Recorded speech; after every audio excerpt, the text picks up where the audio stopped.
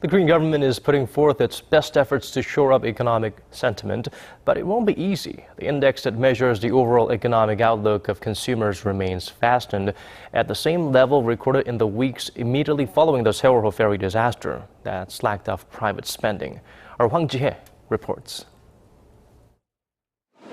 This department store located in the heart of the capital's Seoul seems to be bustling with people as usual, but a sales clerk says that's only because it's the weekend.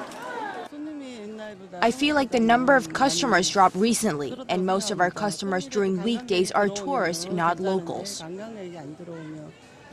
Reflecting that, the Bank of Korea said Friday the nation's consumer sentiment index stood at 105 in July, down 2 points from a month earlier.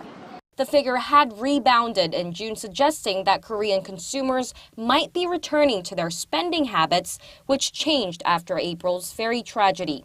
The index hovered at around the 108 level in the first 4 months of this year, but dropped to 105 in May following the disaster. The figure returned to that level this month, and experts say that reflects the nation's still sluggish domestic demand. Although the index did improve in June, the numbers show that the economy's overall domestic demand is not recovering to the pre-April disaster level. Experts add that this month's consumer sentiment was also affected by the central bank's recent cut of its growth forecast for this year. The monthly index is a gauge of the overall economic outlook of consumers, their living conditions, and future spending plans. A reading over 100 means optimists outnumber pessimists. A recent poll by Nielsen also showed that Korea's consumer sentiment is near the bottom among 60 countries worldwide.